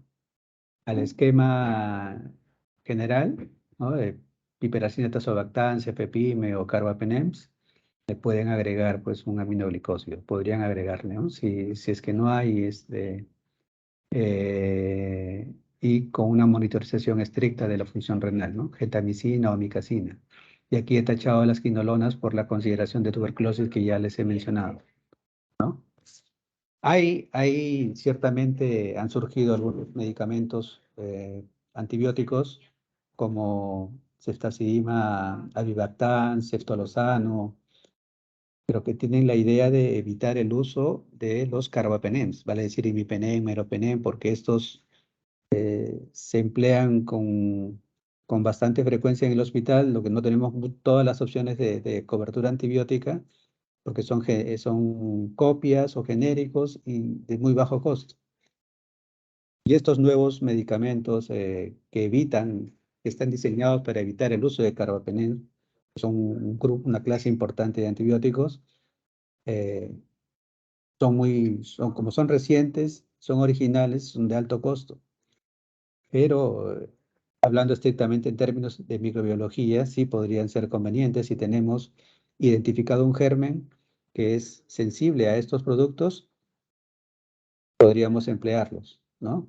Y también son sensibles a carbapenems, pero tenemos medicamentos con una posición intermedia, podríamos emplearlos para evitar disminuir la resistencia a los carbapenems, que es un problema creciente y grande. Son una clase de antibióticos potentes, sin mayores efectos colaterales, pero la resistencia a estos va a hacer que ya no tengamos más opciones de tratamiento en el futuro. Entonces, toda posibilidad que implique menor resistencia a carbapenems es bueno en el largo plazo, porque nos protege este grupo de medicamentos, pero tenemos el inconveniente del alto costo, ¿no? Entonces ya es una situación adicional que entra en juego en un sistema de salud. Y en el escenario del otro extremo, ¿no? Con factores de riesgo para Staphylococcus aureus, factores de riesgo para gram negativos o especialmente pseudomonas y alto riesgo de muerte, ¿no? Al esquema general podemos incluso ya considerar utilizar colistina, ¿no? Pero el problema de la colistina es que hay un alto riesgo de injuria renal y el paciente incluso hasta puede terminar en diálisis, ¿no? Pero bueno, alguien puede decir que el paciente sea sometido a diálisis y puede vivir al final, pero es una situación complicada, ¿no? En el que si no tenemos remedio y estamos frente a gérmenes multidrogoresistentes, quizás sea la única opción práctica que tengamos al final, a pesar del riesgo de seguridad o toxicidad que es alto, ¿no? Y aquí siempre la opción de vancomicina o linezolid, según haya o no complicaciones renales. Y aquí la posibilidad de utilizar aminoglicósidos es una alternativa, pero si el problema renal es importante, con mucho cuidado. Y si ya usamos colistina, pues ya no tenemos que usar aminoglicósidos, ¿no? Entonces el panorama es complicado y hay que, si no podemos tener las mejores opciones de cobertura antibiótica, al menos manejemos el tiempo, porque también a mayor tiempo de uso, también mayores efectos colaterales con los medicamentos que empleemos. Y respecto de esto último que decía, ¿no? De la duración de la terapia, ¿no? 7 días puede ser un tiempo mínimo, ¿no? Siempre hay que tener en cuenta los parámetros de seguimiento, el parámetro clínico, algunos parámetros de laboratorio o de inflamación, el PCR, los leucocitos. No tanto las imágenes, porque eso puede tardar en resolverse, pero sí va a ser importante el punto de quiebra de la evolución clínica, ¿no? Si es a favor, desde qué momento es claramente a favor el cuadro clínico. Y ya cuando estemos de salida, pensemos que estemos de salida, quizá el control del PCR o de leucocitos también puede ayudar, ¿no? Pero esa duración también va a estar, va a variar según el agente causal en específico, la gravedad, la respuesta a la terapia, que puede ser más lenta, y las enfermedades preexistentes o la comorbilidad, ¿no?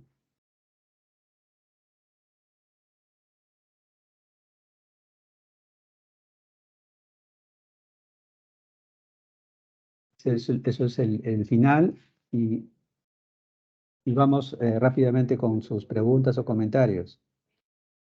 Centeno, vamos a empezar ahora a la inversa. Centeno, David.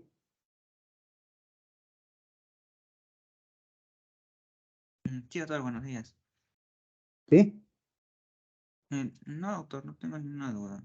Ok. Está muy claro. Guido, Luis. Sí, doctor, una consulta con respecto a, bueno, las neumonías nosocomiales, ¿no? Vamos a ver que el riesgo de que pueda usar ventilación mecánica o que esté más de 48 horas hospitalizado en UCI, hay el riesgo de que pueda adquirir una neumonía. ¿Hay algunos criterios para poder reducir justamente estos riesgos? ¿O es esperar que el paciente no haga la infección y una vez hecho ya darle tratamiento? Claro, debería también existir una política de prevención de infecciones, ¿no?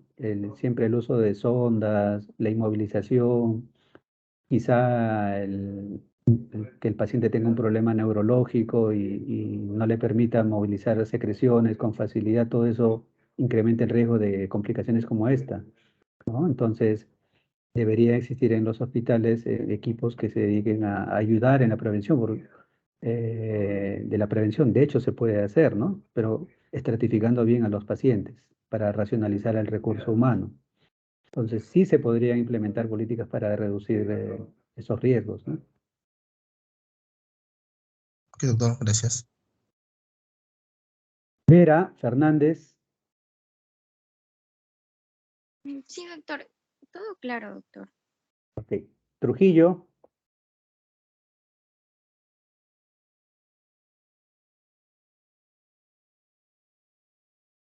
Wendy Trujillo.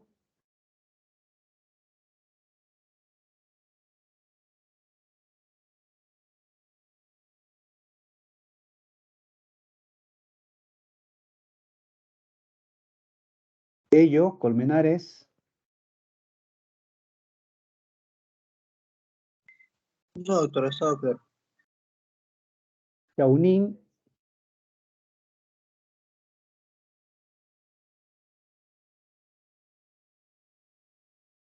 Chaunín.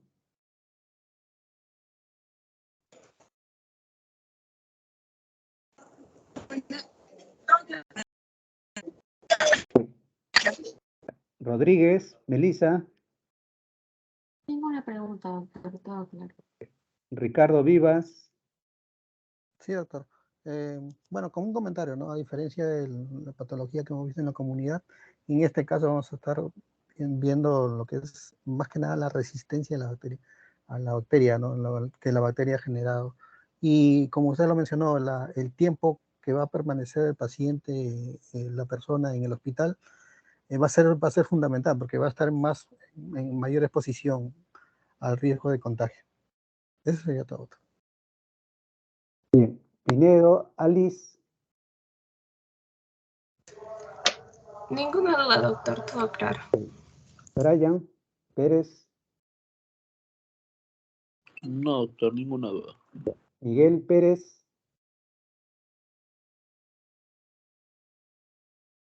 Doctor, buenos días, disculpe, creo que tenía problemas de conexión. Mandé un mensaje a la hora que me llamó, soy Tume. Sí, ¿tienes alguna pregunta, comentario? No, doctor, justo le decía que todo muy claro. Ya.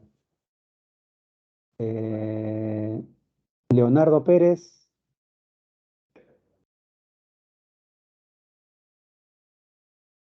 No, doctor. Creo que todo claro. Diego Pantoja.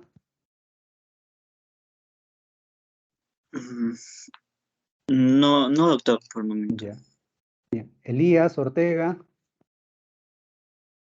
Sí, doctor. Bueno, una más que nada pregunta, decirle, doctor, ¿qué tan frecuente se está volviendo a usar la colistina? Porque yo tuve la oportunidad de exponer esto en mi seminario y dentro de la información que yo había encontrado es que la colistina sí estaba sirviendo para estas neumonías atípicas, muy aparte de la nefrotoxicidad, ¿no?, que puede causar.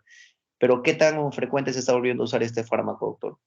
Es frecuente en la medida que los gérmenes hospitalarios son altamente resistentes, ¿no? Multidrogo resistentes. Sí, se usa a diario. Lamentablemente con el efecto, con el riesgo de toxicidad renal, ¿no? Entonces, doctor, está dentro de la terapia básica de los MDR. Sí. ¿Sí, doctor? Sí. Ah, ya. Ya, doctor. Muchas gracias. Ujú. Milagros del Pilar.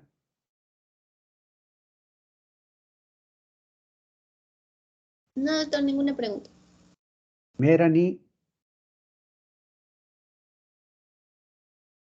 No, doctor, por el momento no tengo ninguna pregunta. Mayumi. No, doctor, todo claro. María Vélez. Doctor, todo claro. Bien. Luz Ramos. Todo claro, doctor. Jean Vera. Ninguna, doctora. Bien. Giancarlo Timaná. Ninguna, doctor, todo claro. Fanny Torres. Ninguno, doctor, todo claro. Bien. Edwin Villanueva. No, doctor, todo ha quedado muy claro, doctor. Diego Tupa. No, doctor, todo claro. Diana Ramírez. No, doctor, todo claro. Diana Ramírez. Daniel Sea. Doctor, una consulta. Sí. Con respecto a, bueno, yo tuve la oportunidad de pasar externado en el Hospital María Auxiliadora y pues ahí en la unidad de cuidados intensivos cada rato chocaban. En esos pacientes se le trata como si fuera pues eh, MERSA, ¿no? Factor de riesgo con MERSA positivo y pues para gran negativos, ¿no, doctor? O sea, le damos mero banco, ¿no? Como si fuera el último cuadro o se tiene que ver otras características, doctor. Es un combo o banco imipenem, es un combo, una terapia empírica a ciegas sin ninguna racionalidad. Salvo pues, que haya factores de riesgo para ambos, como hemos visto, quizá, pero en la gran mayoría de casos de una afección hospitalaria como una neumonía nosocomial o una u otra, tendríamos que justificar que tenga factores de riesgo para ambos o conocer la microbiología del servicio donde estemos para tratar de justificar ambos dos, pero una de las dos puede ser suficiente. Muchas gracias, doctor. Sí, muchas gracias. Eso de mero banco y Vipenem es una terapia empírica, pero sin mayor racionalidad, entonces a ciegas, es lo fácil. Hay que procurar indicar una de las dos. Y si tenemos que indicar las dos, pues valorar nuestros factores de riesgo claramente para ambos tipos de gérmenes, ¿no? Muchas gracias, doctor. Celia Romero, Todo claro, doctor, gracias. Brian Ramírez, Todo claro, doctor. Ángel Salvador. Sí, profesor, una pregunta. No sé si podría recalcar ese caso que dijo que la forma especial de prescribir un antibiótico a los pacientes que tienen que canalizar un catéter, por favor, si me puede repetir. En sí, ¿cuál es la duda? No entiendo. No, que lo repita otra vez, porque no entendí esa parte. ¿Qué parte? Que dijo que en los casos de que pacientes tienen catéter, se les prescribía ciertos antibióticos especiales, o No sé a qué parte te refieres en particular.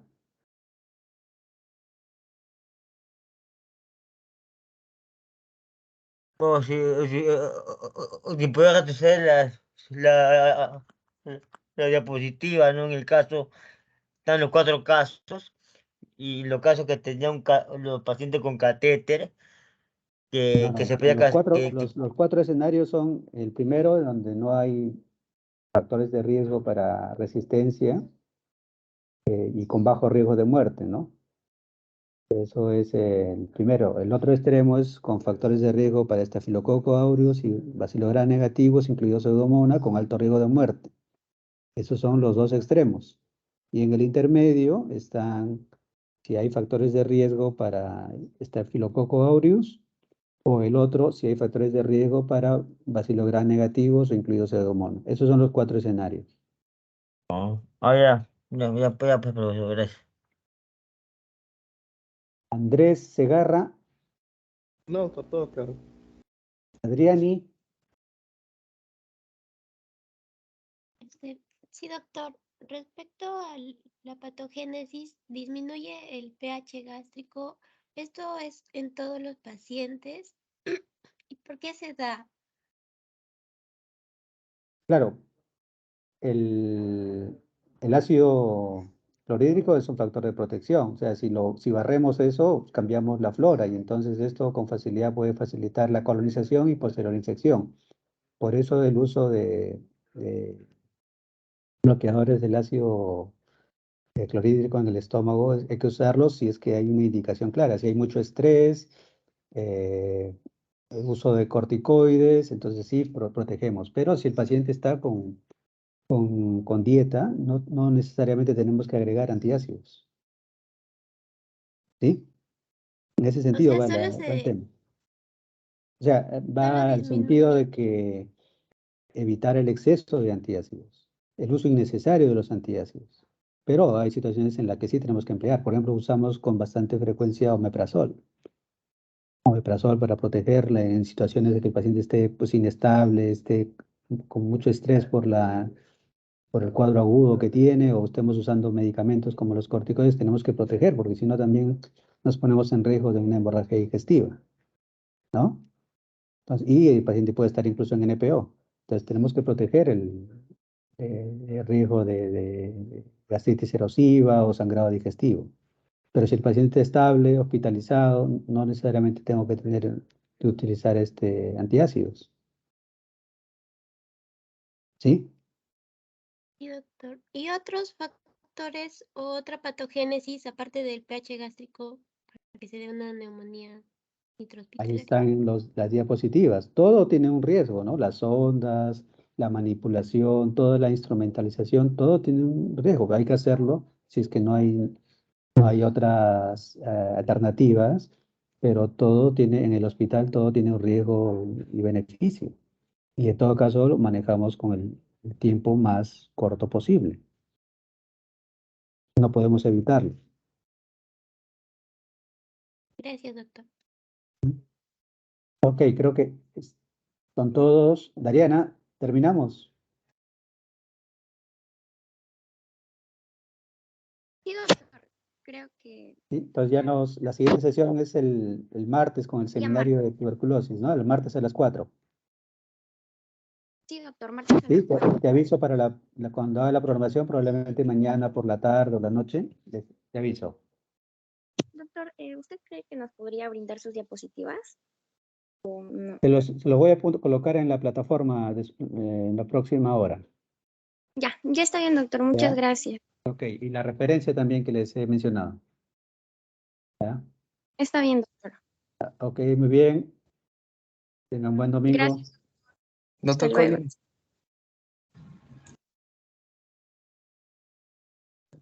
Muchas gracias, doctor. Buenos días.